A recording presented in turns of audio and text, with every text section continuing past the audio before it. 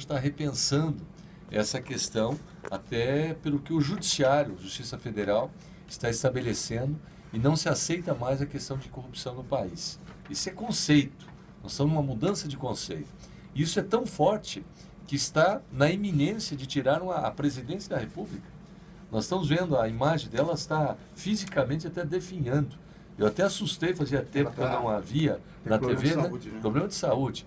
E eu acho que talvez até pode vir uma renúncia antes do impeachment, com tal motivação, né? O capitão Mário aqui acena para mim, também concordando com isso, pode vir um pedido de renúncia dela, acenando a questão da dificuldade dela de saúde. Então o Brasil, seja o Temer, o novo presidente da República, ou se for caçada pelo TSE, daí seria novas eleições, mas me parece, ontem um movimento muito forte da questão do impeachment, então me parece que realmente ele deverá assumir. E isso, de qualquer maneira, nós precisamos para que volte a credibilidade, a confiança no Brasil. Bom, isso se o tiro também não for muito maior, porque o Fernando Baiano ontem sinalizou, já praticamente acertou a delação premiada. E ele é o operador do PMDB. Olha onde, que angu de caroço que está se formando aí. É que não vai sobrar ninguém. Não vai, esse que é o problema. Ontem fechou com a Procuradoria-Geral da República, todo acerto, assinado ontem, dia 10.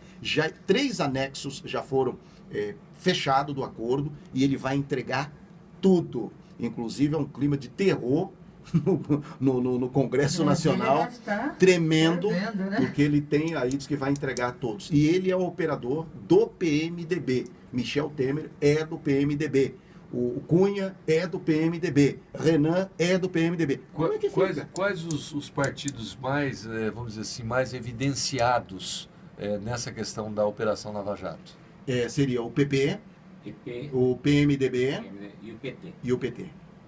São os partidos hoje que estão na linha de mira, na linha de tiro destas denúncias. E não sabe, pelo menos segundo as informações aqui, o Baiano, ele que foi citado e agora, porque ele levou uma condenação de 16 anos. Então, o Baiano hoje, ele só tem a ganhar com a delação premiada. Ele já é regime fechado. Regime fechado. Ele levou 16 anos de regime fechado e tem os outros crimes a serem cumpridos. Então ele vai, por isso que ele falou, olha, vou ter que delatar até para fazer a delação premiada para me livrar dos futuros crimes. Cabe ressaltar que já várias pessoas fizeram a delação e essa delação tem que vir com fatos novos. Sim. Que não foram citados. Não, então, interessa. Senão não tem o benefício. Senão não tem o benefício. Não, por isso que eu aceito. Nitroglicerina pura. O Sérgio Rieira, que é o advogado criminalista do Fernando Baiano, ele reuniu 4 vezes com a Procuradoria-Geral da República. Tá? Negociando a delação. Deve ter muita gente passando mal em Brasília. Então, para negociar o escopo e os benefícios da delação do lobby. Ele vai denunciar já no acerto todo o lobby. E isso já começa a partir de agora. Porque a assinatura foi ontem. Então ele já começa. Inclusive foi ouvido ontem pela Polícia Federal e já o acerto praticamente já está fechado. E aquela situação do ex-presidente do PP, o Pedro Correia? Também. Tem negociação. Também. Tem aqui até na coluna do Verdelino Barbosa que diz o seguinte: o jornal Impacto Paraná publicou: o ex-presidente PP, Pedro Correia, ao trocar de advogado, sinalizou que a delação premiada que vem por aí poderá incluir não apenas revelações relacionadas a Nelson Melder, que é um deputado do Paraná, mas também com ligações envolvendo, eu não vou ler o restante, mas envolvendo pessoas. Vários nomes. Na verdade, o clima hoje é um clima de, como diria assim, de insegurança, né? De insegurança, porque a situação não é fácil. Eu estava vendo aqui, as denúncias e as cobranças estão sendo feitas. Por exemplo, na eleição de 2012, e nós temos a memória tão curta, e é uma verdade que a gente nem se lembra, se não houver a retratação, houve um compromisso do governo federal de um combate de diminuir a violência no Brasil. Foi feito isso aí, nesse escopo um compromisso de campanha da presidente. Ela queria que a taxa, ela até se pregou que a taxa seria diminuir o máximo possível. Se brincava até chamar de taxa zero. Não existe isso, né? Lógico, taxa zero.